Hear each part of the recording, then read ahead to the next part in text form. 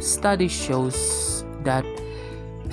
were conducted to show that within the first 2 years after people access the internet, their happiness level decrease, and that social media has a small yet significant determinant of overall well-being. This because browsing social media sites alone can lead to feeling of jealousy when we compare ourselves to the online persona of others.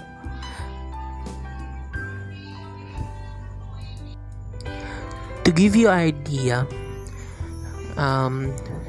in Twitter, there is controversial that of some person who Twitter quote Mr. Beast's latest video of recreation of Squid Game, that he criticized Mr. Beast because the money that he uses for the video didn't use it for the people. So if to be honest, I think that person is very jealous of him, because think of it, Mr. Beast has 80 million subscribers, then some dude just criticized his latest video because of the money. So that's why many that online interactions cannot reveal our true feelings and decrease people's happiness level. We can control our self-presentation on online interaction, and this may be both beneficial and harmful to the individual. Compared to the face-to-face presentation, online interactions enables us to self-censor to a great extent and manage our online identities more strategically, which provides greater opportunity to misrepresent ourselves. This is due to asynchronous communication, a time-delayed interaction that does not require participants to be online simultaneously. A glimpse on the idea or Russell W. Belk on his extended self in a digital world could give us more light on the topic. Belk presents 5 changes emerging from current digital age, and that is dematerialization, re-embodiment, sharing, co-constructing of self, and lastly, distributive memory. So first, the dematerialization.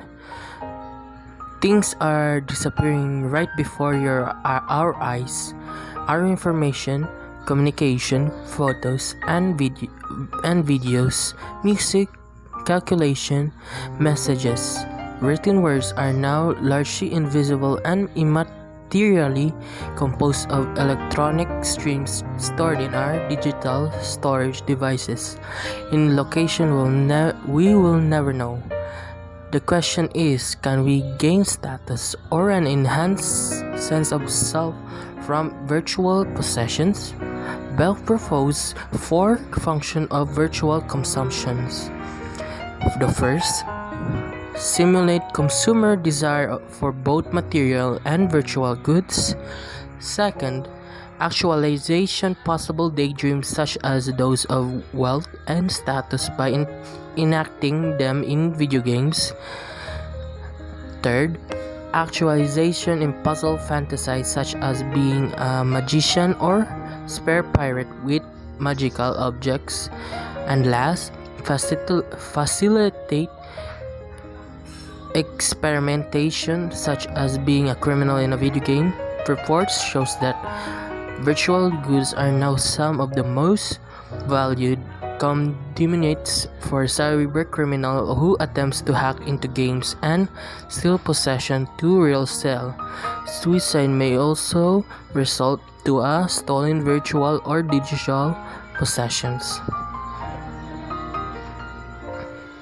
The re-embodiment is the definition of this is that this is the characterized as the breakout of the visual online, leading to the new construction and definition of the self in the virtual world, where online games, blogs, web pages, photos, and video sharing sites, internet dating sites are possible. We are disbodied and re-embodied as avatars, sharing identity with the chosen avatar virtually.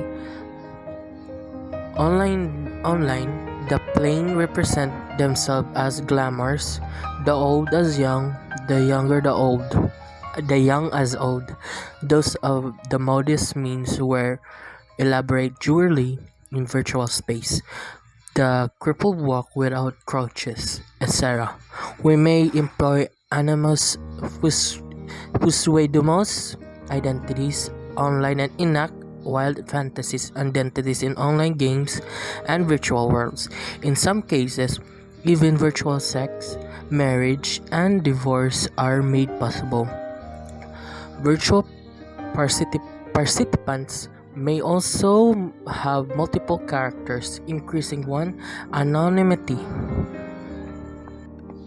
The third one of Russell's extended self, sharing, uploading, downloading, sharing, etc. provides free access of information through web surfing.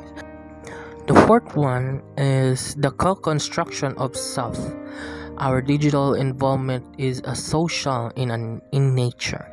Our blog invites comments, social interaction which helps in constructing our individual and joint extent sense of self, as the new version of Colley's looking glass self theory known as the collaborative self. What are the effects of this? Seeking affirmation is obviously identified. Friends also help to construct and reaffirm each other's sense of self through their posting, tagging, and comment. And lastly, the distributive memory.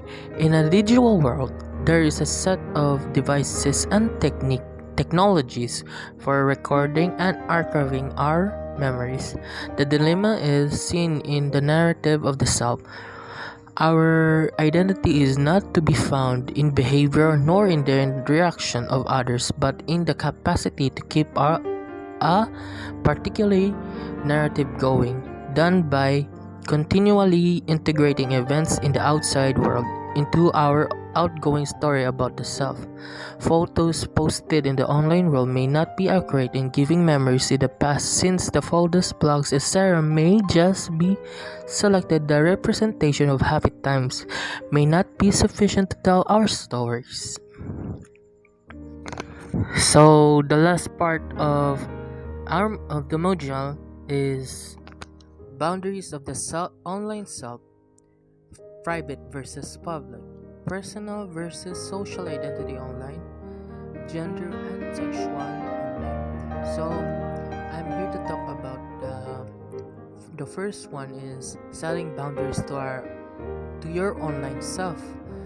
They're setting boundaries to your online self in this module, and that are: stick to the two safer sites. Second, guard your passwords. Third, be choosy about your online friends. Fourth, remember that anything you post or you put online in a site is there forever, even if you try to delete it. And fifth, don't mean or embarrass other people online. And lastly, limit what you share. Okay, let's be real here. Right now, in the age of social media of 2021 and into the 2010s, there are some people who doesn't know this, but this type of settings of adventuring the online world. For example, Twitter. Many people didn't care what they are saying to other people. They will cyberbully the heck of any people that that opinion is not valid to them.